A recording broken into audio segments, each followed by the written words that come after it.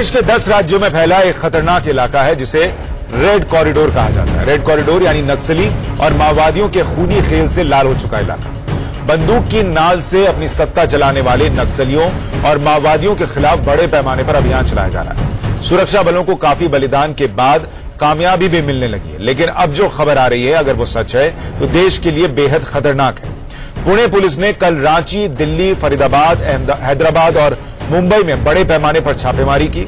Police ने दिल्ली, फरीदाबाद, हैदराबाद और मुंबई से कुल 5 लोगों को गिरफ्तार किया, जिन पर नक्सलियों का समर्थक होने का आरोप है। गिरफ्तार लोगों में से ज्यादातर का इतिहास रहा है कि वो नक्सलियों के हमदर्द हैं। इनमें पत्रकार हैं, वकील हैं, सामाजिक कार्यकर्ता हैं, कवि और साहित्यकार हैं। पुलिस ने इन 5 को पुणे के भीमा कोरेगांव में इस साल के पहले दिन हुई हिंसा की साजिश रचने के आरोप में गिरफ्तार किया है। पुणे पुलिस का दावा है कि भीमा कोरेगांव हिंसा के लिए नक्सलियों के समर्थकों ने ही साजिश रची और भाषण देकर दलितों को भड़काया था। भीमा कोरेगांव की जांच के दौरान ही पुलिस ने खुलासा किया कि नक्सलियों ने बीजेपी के खिलाफ राजनीतिक मोर्चा बनाने और प्रधानमंत्री नरेंद्र मोदी को आत्मघाती हमला करके मारने की साजिश भी रची थी। हालांकि कथित नक्सलियों के समर्थकों का कहना है कि सरकार के इशारे पर दलितों, आदिवासियों और गरीबों की आवाज उठाने वालों को नक्सली बताकर फंसाया जा रहा है।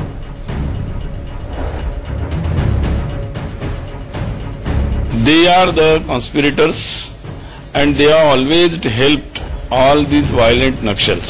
So these professors or these people, we believe that they are very much deeply involved in the Naxal violent activity. Bharat तेरे टुकड़े टुकड़े होंगे, ये कौन लोग हैं? ये अर्बन नक्सलाइट ही तो हैं जो देश के अंदर में अराजकता फैलाते हैं। आज अगर जो पुणे में हुआ, जिसको ये कह रहे हैं कोरेगांव में, वो क्या था? आज रिपोर्ट आया कि प्रधानमंत्री की हत्या की साजिश थी। तो क्या हत्या की साजिश करने वालों को पुलिस में आया हो तो उन पर कार्रवाई नहीं होनी चाहिए?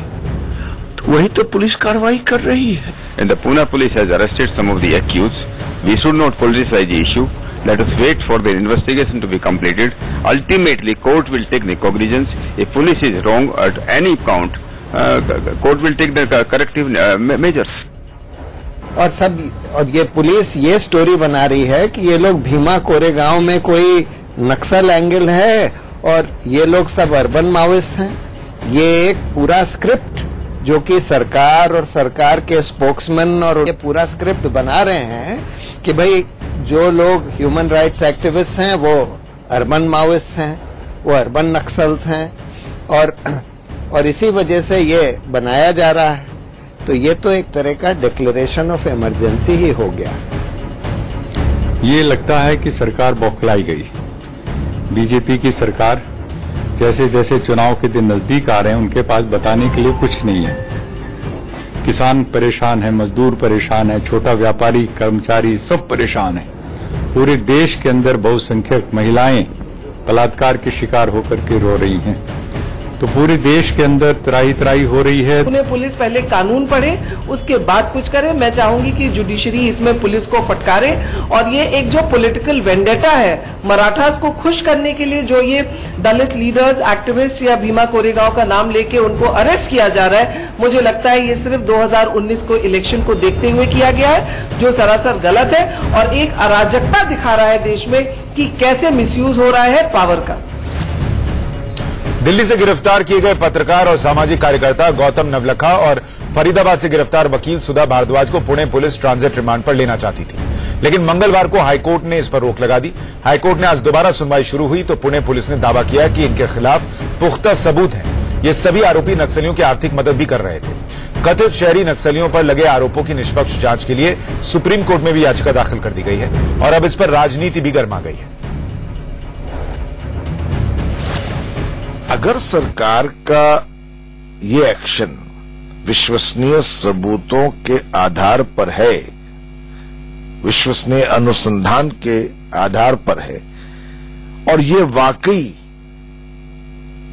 भारत राष्ट्र के दुश्मन है, देशद्रोही हैं, माओइस्ट हैं, तब तो सरकार ने जो कदम लिया वो वाजिब है। पर अगर वैसा नहीं है, जो जरूरत से ज्यादा बोलने की हिम्मत रखते हैं, उनके ही खिलाफ एक चयनित रूप से एक्शन लिया जा रहा है, तो ये लोकतंत्र के खिलाफ है, संविधान के खिलाफ है, कानून के राज के खिलाफ है। दलित मुद्दे पर वहां प्रदर्शन हुआ था और देश के तमाम दलित एक्टिविस्ट, ह्यूमन राइट्स एक्टिविस्ट उसमें भाग लिए थे, उसको समर्थन किया था।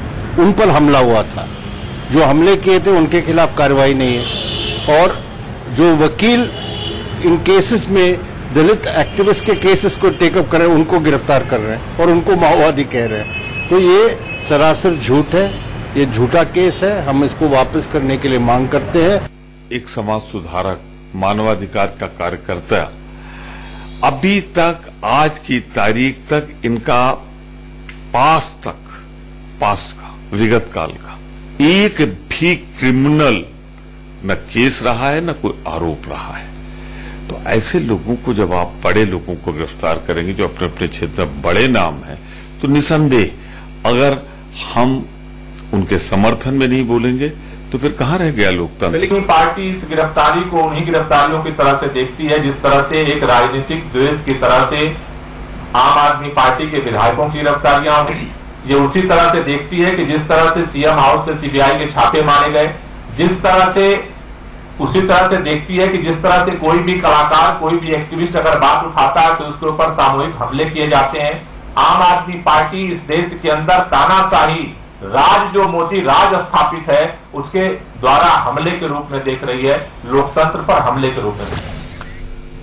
और इस वक्त एक बड़ी खबर आ रही है। सुप्रीम कोर्ट ने कहा है कि जो भी 5 लोग गिरफ्तार किए गए इस मामले में नक्सल समर्थक होने के नाम पर, इन सभी को हाउस अरेस्ट में रखा जाए, इन्हें अभी रिमांड पर नहीं दिया जाए। उनके रिमांड पर सुप्रीम कोर्ट ने रोक लगाई है और कहा है कि अगली सुनवाई गुरुवार को होगी। इस बीच केंद्र जो है वो इस बात को लेकर संतुष्ट करे कि ये जो गिरफ्तारियां हुई हैं ये वाजिब गिरफ्तारियां हैं, पुख्ता सबूत मौजूद हैं और तभी रिमांड मिल पाएगी। अभी तक के लिए इन 5 लोगों को हाउस अरेस्ट में रखने के लिए सुप्रीम कोर्ट ने कहा है और बुधवार तक केंद्र से जवाब मांगा है।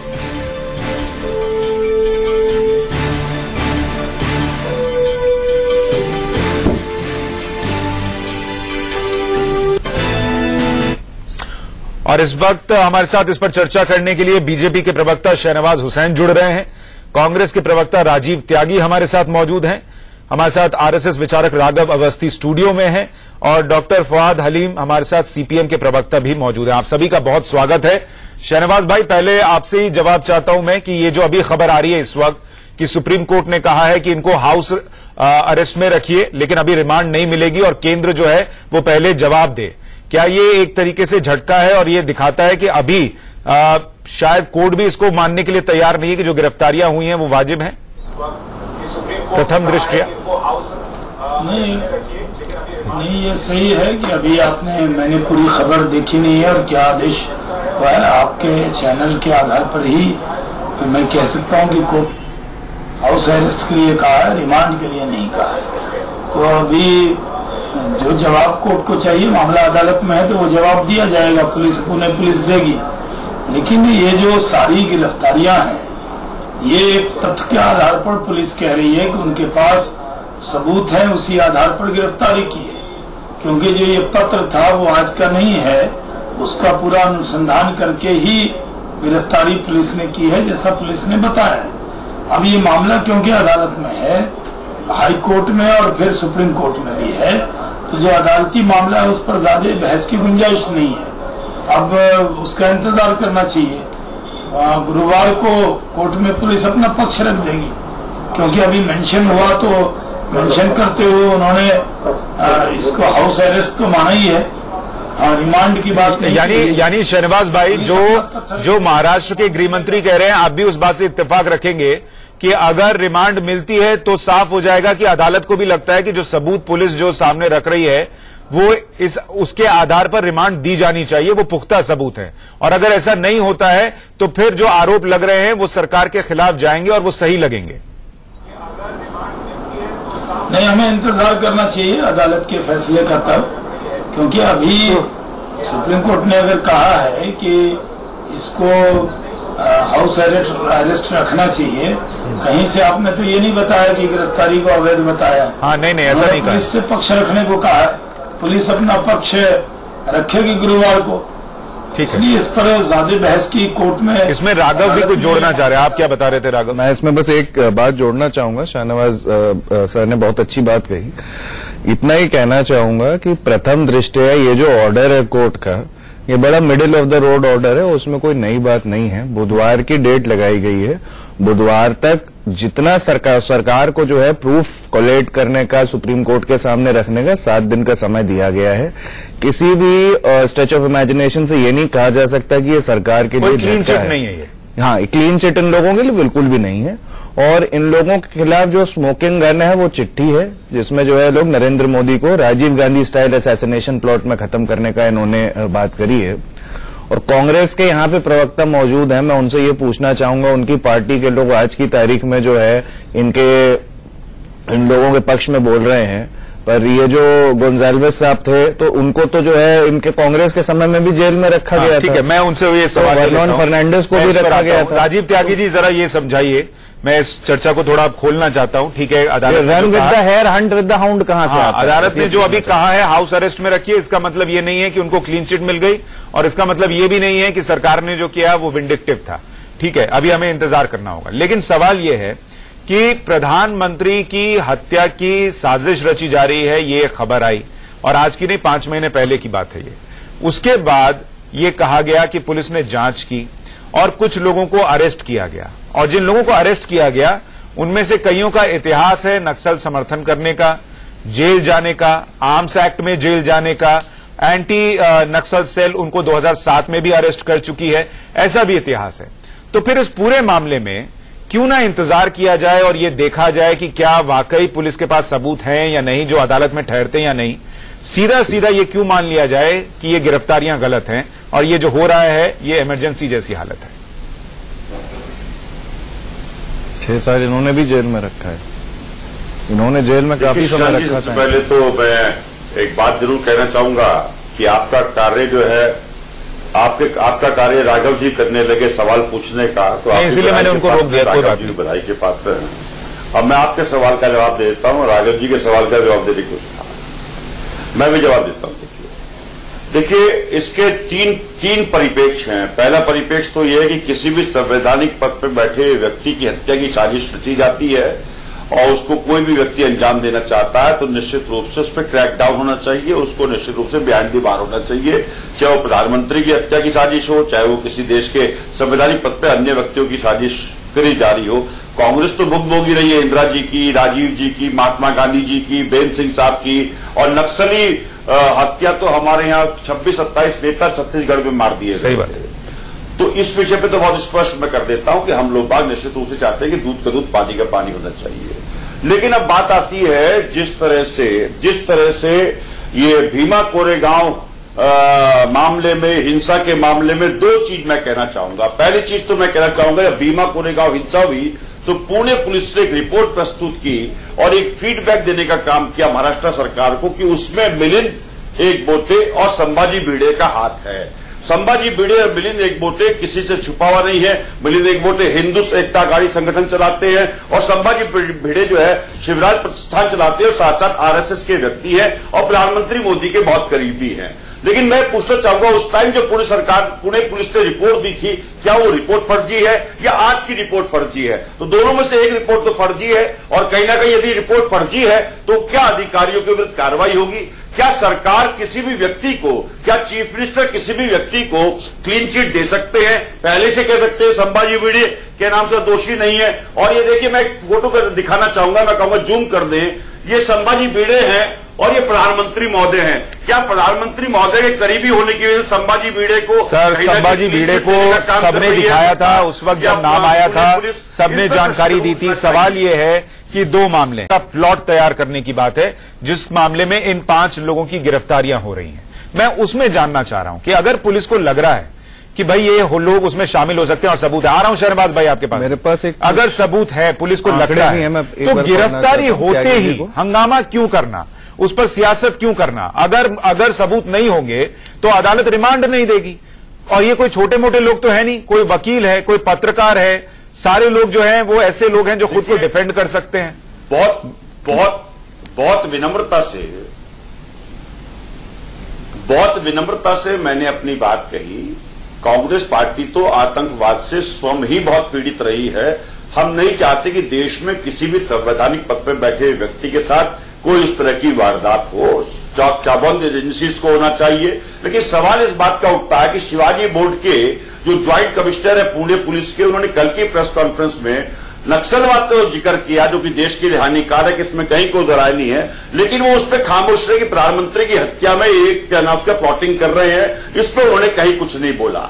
मैं एक बात कहना चाहूंगा सुधा भारद्वाज जी के बारे में। सुधा भारद्वाज की वजह से अनेक नेकरशाहों पर लटकी तलवार, ये एक मैं आर्टिकल दिखाना चाहूंगा। सुधा भारद्वाज वो महिला है जो आदिवासी लोगों की जो हत्या की गई पुलिस के द्वारा या प्रशासन तंत्र के द्वारा, उसके जो छत्तीसगढ़ में आवाज उठाती हैं। तो क्या ये छत्तीसगढ़ के नौकरशाहों की साजिश तो नहीं सुधा भारद्वाज को? वही तो मैं कह रहा हूं ना सर, अगर साजिश होगी तो सामने आ जाएगा। इसी तरीके से जैसे आप पढ़कर बता रहे, मैं अगर बताऊं कि जो वर्नन गोंजाल्विस हैं वो आर्म्स एक्ट मामले में 5 साल जेल की सजा काट चुके हैं। जो अरुण फरेरा हैं उनको एंटी नक्सल टीम जो है वो 2007 में गिरफ्तार कर चुकी है। तब तो केंद्र में आपकी ही सरकार थी। तो यही मैं पूछ रहा हूं कि जब इतिहास लोगों का है और गिरफ्तारी हो रही है तो काम होने दीजिए, उसमें हंगामा क्यों? गौतम नवलखा 2011 में जो है डिटेन किए गए थे श्रीनगर में जब आपकी सरकार थी। रोना विल्सन 2005 में फिर इंटरोगेट की गई थी। राघव जी, विनायक सेन का कन्विक्शन 2010 का है। त्यागी राघव जी 15 सेकंड अपनी बात कह दूं। मैंने कह दी सर, आप बोलिए। बस मैंने बात खत्म कर दी। मैं माफी चाहूंगा, आप लोग सबको रोक रहा हूं। इस वक्त एक और बड़ी खबर आ रही है। पुणे पुलिस जो है वो एक प्रेस कॉन्फ्रेंस कर रही है, वहां कुछ अहम जानकारी मिलेगी, मैं वहां जाऊंगा। अभी थोड़ा सा रुक रहे हैं हम। जी राजीव जी, बात पूरी कीजिए फिर।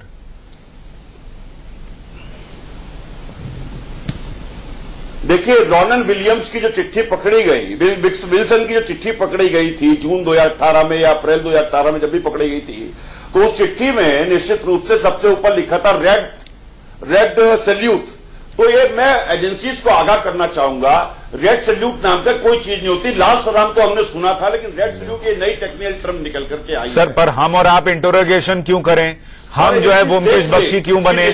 मैं तो ये कह रहा हूं एजेंसीज को काम करने दिया जाए। शहनवाज भाई, आप कुछ जोड़ना चाह रहे हैं इसमें, और सवाल यह है कि बार बार ऐसी चीजें होती हैं तो सीधा सरकार पर सवाल उठने लगता है कि जो सरकार के खिलाफ बोल रहे हैं उन पर कार्रवाई हो रही है। व्योमकेश बख्शी की भूमिका में अब आप है इस टाइम। मैं कहा हूं सर, मैं तो सिर्फ सवाल पूछने की भूमिका में हूं।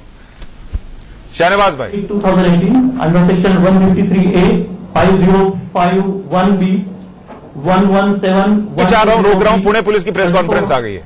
That of Indian Penal Code, read with section 13, 16, 17, 18, 18B, 20, 38, 39 and 40 of UAPA, registered on 8 January 2018. Thorough investigation was conducted that led to highly incriminating evidence like emails, letters, minutes, resolutions of the meetings and other elaborate communication between members of banned CPI Maoist party and the arrested accused. The evidence found traces back the involvement of Kabir Kalamanch and the arrested accused in mobilization of funds provided by banned outfit CPI Maoists in inciting the masses against administration from long before the Elgar Parishad was held, which is according to resolution of their ERB, that is Eastern Regional Bureau, which is their underground formation, in order to overthrow the government established by the law.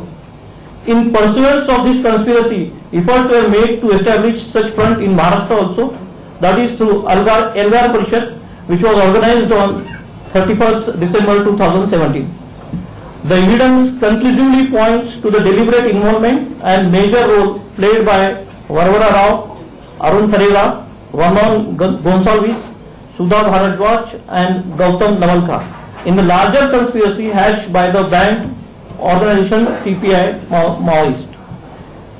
The evidence also involves other details like provision of funds, responsibilities given to these urban Nakshals in radicalizing the youths and students, provision of arms and other details trailing back from senior comrades of Central Committee of CPI Maoist. Also, they are actively and deliberately involved in the unlawful activities which led to the violence and killings of large number of security personnel and innocent civilians. Conference सुन रहे हैं और Pune police ये बार बार फिर से दावा कर रही है कि उनके पास पुख्ता सबूत हैं इस बात को सत्यापित करने के लिए कि जो बैंड संगठन है सीपीआई माओइस्ट, उसके साथ मिलकर इन तमाम लोगों ने साजिश रची, उन्हें फंडिंग की गई, उन तक हथियार पहुंचाए गए और लोगों को काम सौंपा गया कि कैसे आप यूथ को रेडिकलाइज कीजिए और उनमें हिंसा जो है वो भरिए। ये पुणे पुलिस का दावा है। अब इसमें कितनी सच्चाई है ये वक्त के साथ सामने आएगी। हम एक छोटे से ब्रेक के बाद महाबहस में लौट रहे हैं।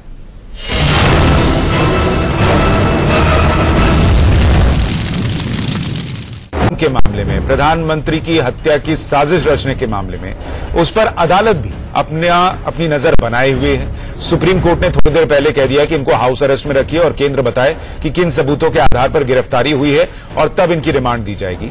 फिर इस पूरे मामले पर सियासत क्यों हो रही है, इस पर चर्चा करने के लिए शहनवाज हुसैन हमारे साथ बीजेपी के प्रवक्ता बने हुए हैं, राजीव त्यागी कांग्रेस के प्रवक्ता और आरएसएस विचारक राघव अवस्थी हमारे साथ हैं। शहनवाज भाई, जिन लोगों की हम चर्चा कर रहे हैं इनमें से ज्यादातर ऐसे हैं जो यूपीए के समय भी गिरफ्तार हो चुके हैं और जेल की सजा काट चुके हैं। फिर आज ये पूरा मामला जो है वो वाकई में उनको डिफेंड करने का है या उस पर सियासत करने का आपको ज्यादा लगता है? देखिए, मैंने कहा ना कि राजीव जी जब भी बहस में आए, आतंकवाद पर जब बहस हुई तो इन्होंने दो बातें कही कि हमने दो प्रधानमंत्री आतंकवाद में खोए हैं। इन्होंने कई बार कहा कि हमने अपना पूरा नक्सल के खिलाफ लड़ते हुए अपना नेतृत्व छत्तीसगढ़ में खोया है। तो मैं आज कहना चाहता हूं कि राहुल गांधी जी पार्लियामेंट के फ्लोर पर उन्होंने कहा कि प्रधानमंत्री सबके हैं और हमारे मन में उनके लिए कोई नफरत नहीं है, जाके गले भी लगे। और अगर देश के प्रधानमंत्री को मारने की साजिश हो रही है, उनकी हत्या की साजिश हो रही है, तो जिस प्रधानमंत्री, जिस परिवार ने अपने दो लोग खोए हों, उस परिवार को आज प्रधानमंत्री नरेंद्र मोदी जी के साथ खड़े होना चाहिए था या जो लोग साजिश बुन रहे हैं उनके पक्ष में आवाज बुलंद करनी चाहिए थी। हमें तो ताज्जुब हुआ, हमें तो लगा क्योंकि कांग्रेस इससे पीड़ित रही है, नक्सलवाद में जो लोग गिरफ्तार हुए वो कांग्रेस के दौर में भी गिरफ्तार हुए। आप जानते हैं कि जो इस तरह के लोग प्रोफेसर कर आप कहते हैं प्रोफेसर गिरफ्तार हो गए। 2007 में तो विनायक सेन गिरफ्तार हुए थे, उम्र कैद हुई थी उनको। मैं आपसे कहना चाहता हूं कि कुछ चीजें हैं जो राजनीति से परे होना चाहिए। अगर पुलिस एक साक्ष्य लेकर गई है और गिरफ्तार किया है तो उस पर राजनीति क्यों?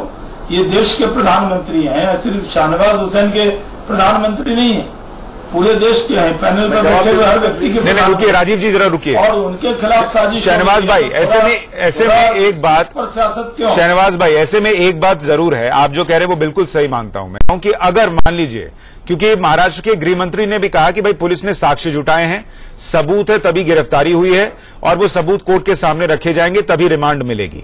गुरुवार को अगर मान लीजिए रिमांड नहीं मिलती और कोर्ट पहली ही नजर में ये कह देता है कि ये साक्ष्य इतने नहीं है कि इनकी रिमांड दी जा सके, तो क्या बीजेपी इसकी जिम्मेदारी लेगी?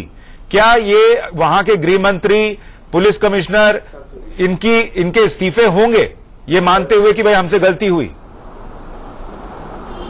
देखिए, ये मामला अदालत में है और कल क्या होगा उस पर मैं कोई टिप्पणी नहीं करना चाहता, लेकिन मैं आपको कहना चाहता हूं कि पुलिस ने अभी प्रेस कॉन्फ्रेंस की और बीच में आपने उनकी प्रेस दिखाई है। पुलिस ने मेरे जवाब से पहले, क्योंकि मैं पुलिस का प्रवक्ता तो नहीं हूं, मैं भारतीय जनता पार्टी की तरफ से बैठा हूं और मैं कह रहा हूं कि वहां पुलिस इंडिपेंडेंट होकर काम करती है। महाराष्ट्र में पुणे पुलिस ने कहा है कि उनके पास साक्ष्य है तो वो साक्ष्य जाकर सुप्रीम कोर्ट में देंगे। ठीक है, उसके बाद इंतजार करना चाहिए। ठीक है, राजीव जी, मैं आपके पास आऊं उससे पहले एक रिएक्शन डॉक्टर हलीम का लेना चाहता हूं। डॉक्टर हलीम, जो बात पुलिस कह रही है, बार बार कह रही है कि हमारे पास सबूत है इस बात के कि फंडिंग की गई, आर्म्स दिए गए, लोगों को, युवाओं को रेडिकलाइज किया गया और उनको काम सौंपा गया कि कैसे हिंसा फैलानी और क्या करना है।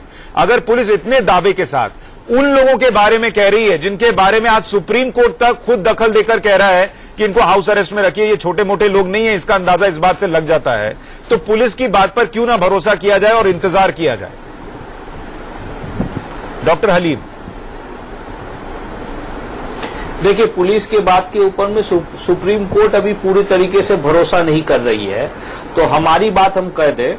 पहली बात तो यह है कि आजाद भारत में व्यक्ति हिंसा या व्यक्ति खून करने का राजनीति है, इसका नींव जो महात्मा गांधी के हत्यारे जो थे उन्होंने लगाए थे, जिसमें आरएसएस को बैन करना पड़ा था आजाद हिंदुस्तान। सर बैन तो सीपीआई-एम भी, और दूसरी बात है सीपीआई माओइस्ट भी बैंड है ना सर, आज आरएसएस बैंड तो नहीं है, सीपीआई माओइस्ट बैंड है। पुराना वॉट अबाउटरी वाले रिकॉर्ड मत चलाइए फुआद हलीम साहब, जो मुद्दा है उस पर जवाब दीजिए, गांधी और गोडसे की बात मत कीजिए। मुद्दे पे अगर आप बोलूंगा, अगर तो बताइए, आप बोलने दे।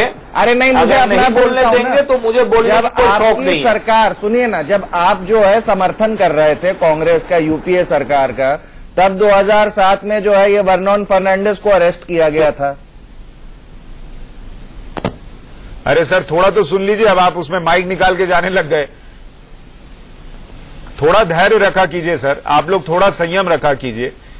उधर विरोध में भी जल्दबाजी है, इधर किसी का सवाल सुनने में भी जल्दबाजी है, माइक निकाल के चलेगा। राजीव जी जरा रुकिए, इनको राघव को बात पूरी कर लेने दीजिए, फिर मैं आपके पास आ रहा हूं। मेरी बस इतना ही कहना था कि जब कम्युनिस्ट पार्टी जो है सरकार का समर्थन कर रही थी, तब जो है इनमें से कुछ एक्टिविस्ट थे जिनको अरेस्ट किया गया था। आज जो है कम्युनिस्ट पार्टी और कांग्रेस पार्टी उस इतिहास का तो जवाब दे नहीं रहे, और पता नहीं है वॉट अबाउटरी महात्मा गांधी और गोडसे की बात करी जा रही है। मुझे तो इसका कोई औचित्य या तात्पर्य समझ में नहीं। मुझे ये बताइए, आज कोर्ट ने 2-3 बातें पूछी कि जो गौतम नवलखा थे उनके वकीलों को अरेस्ट मेमो जवाब दे दूं, क्या ये अरेस्ट मेमो दिया जाना चाहिए था, नहीं दिया जाना चाहिए था? अगर इतने सबूत हैं तो फिर क्यों दिक्कत आ रही है? कल से लेकर आज तक ये समझाने में अदालत को कि इनकी रिमांड मिलनी चाहिए, दिल्ली हाईकोर्ट की मैं बात कर रहा हूं, क्यों ये देरी हो रही है राघव? नहीं, देरी होने का तो कोई मतलब ही नहीं है। पुलिस तो जिस तरीके से प्रेस कॉन्फ्रेंस कर रही है, ऐसा लग रहा है सबूतों का पूरा जखीरा उनके पास है। सबूतों का पूरा जखीरा तैयार किया जाएगा और अगली तारीख पर कोर्ट के सामने पेश किया जाएगा। अगर कोर्ट को प्रथम दृष्टया कोई सबूत नहीं लगता तो इनकी रिलीज अभी ऑर्डर कर दी गई होती, जबकि ऐसा नहीं किया गया। कोर्ट ने एक तरीके से ऐसा स्टेटस को मेंटेन किया है जो हमारी जूरिस्प्रूडेंस में जो है कोई ऐसी नई बात नहीं है। ये कह दिया जाता है कि स्टेटस को मेंटेन कर दिया जाए pending the disposal of the case, तो और कुछ भी नहीं है। ठीक है, राजीव जी।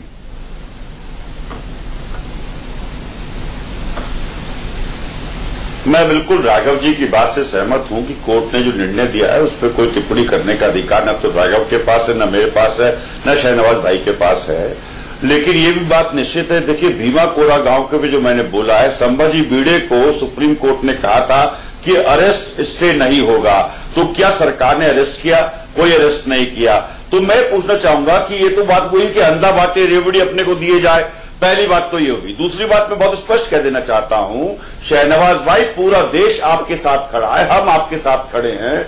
देश के प्रधानमंत्री की मामला है, देश के गृह मंत्री का मामला है, वो पूरे देश के हैं, कोई कांग्रेस पार्टी या बीजेपी की नहीं है, पूरे देश के हैं। लेकिन प्रश्न ये उठता है, बहुत स्पष्ट प्रश्न ये उठता है कि जब रामचंद्र गुहा जैसा हिस्टोरियन प्रश्न उठाता है इन सब चीजों पे, सुधा भारद्वाज जी की गिरफ्तारी पे जब बात उठती है कि सुधा भारद्वाज वो महिला है जिन्होंने आदिवासियों की हत्या पर वहां के अधिकारियों को, छत्तीसगढ़ के अधिकारियों को जेल भिजवाने का जुगाड़ कर दिया है, तो क्या कहीं वो षड्यंत्र वहां से तो नहीं जुड़ा हुआ है? उसकी भी जांच होनी चाहिए। हर विषय की जांच होनी चाहिए और जांच होकर न्याय मिलना चाहिए। दूसरी बात, तीसरी बात जो बहुत महत्वपूर्ण कहना चाहूंगा, वो महत्वपूर्ण बात यह है कि हम आज डर के साए में है। राजनीतिक डर है, सामाजिक डर है, सांस्कृतिक डर है, बौद्धिक डर है, धार्मिक डर है। मैं ये पूछना चाहता हूं, आज एनजीओ डर के साए में क्यों है?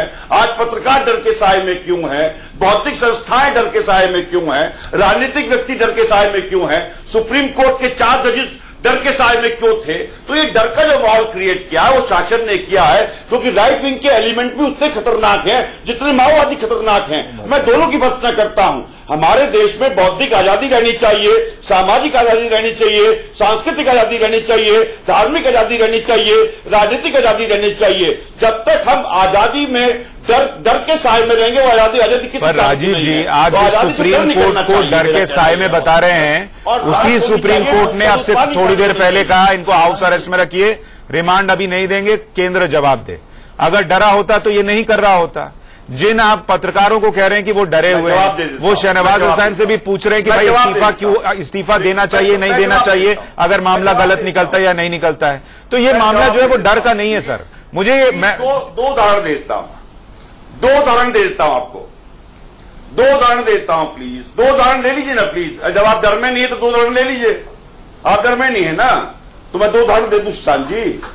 पहला उदाहरण देता हूं पहला उदाहरण देता हूं कि जनवरी 2018 में सुप्रीम कोर्ट के 4 जजेस बाहर निकल के आते हैं और वो कहते हैं कि आने वाली पीढ़ियां हम लोगों को कलंकित करेंगी, इसलिए सर वो सबको पता है सर, वो उदाहरण नहीं है सर, ये जो आप बता रही हैं सारी दुनिया को पता है। आवाज दबाना चाहती है, ये कांग्रेस पार्टी सर उससे अलग बताइए, वो तो सबको पता है, सबने देखा है, तो दुनिया को पता चलने दीजिए दोबारा से। लेकिन वो सुप्रीम कोर्ट का डर नहीं है ना सर, वो 4 जजेस ने जो कहा उसी सुप्रीम कोर्ट में और 22 लोग भी हैं।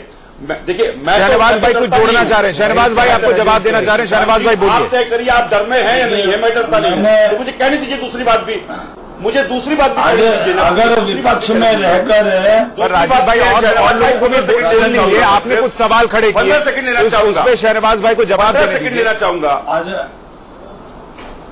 दूसरा उदाहरण देता हूं ना, दूसरा उदाहरण ये है कि एक न्यूज चैनल के पत्रकारों को पीएमओ के इंटरव्यूज के बाद निकाला गया, उनको हटाया गया, पत्रकारों को कहना पड़ा कि पीएमओ का इंटरव्यूज है। तो मैं कहना चाहूंगा कि ये डर किस लिए? नहीं, कौन चैनल कैसे चलता है ऐसा अन्याय मत कीजिए, कोई दुष्प्रचार नहीं है। ये कोई इसमें क्या पत्रकार झूठ बोल रहे हैं, क्या एनजीओ झूठ बोल रहे हैं, क्या रामचंद्र गुहा झूठ बोल रहे हैं, उसी चैनल पर आज भी सरकार को सवाल उसकी रिपोर्ट चल रही है, तो कौन सच बोल रहा है कौन झूठ बोल रहा है इसका पता अभी नहीं चल पाएगा।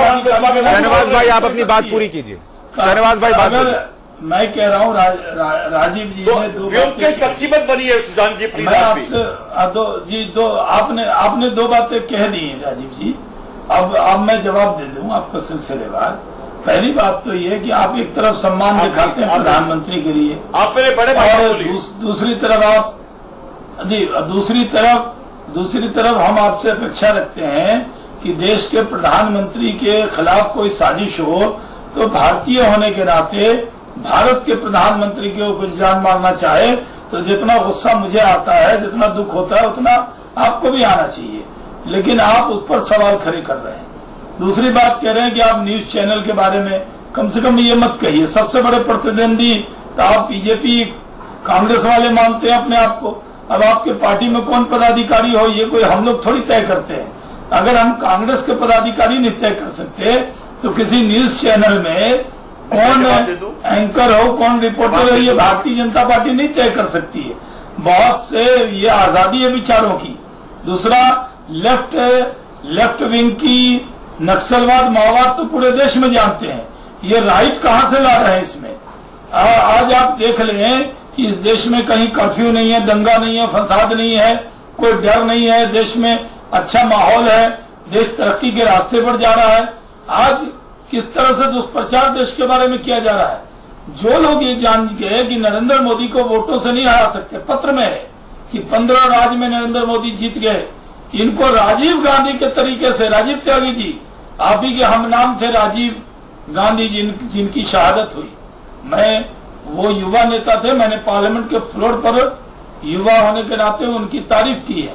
मैं आज आपसे कहता हूं, हमें भी दुख हुआ था जब राजीव गांधी जी की हत्या किसी आतंकी ने कर दी थी, तब मैं उनकी पार्टी में नहीं था, मैं युवा मोर्चा में था बीजेपी में।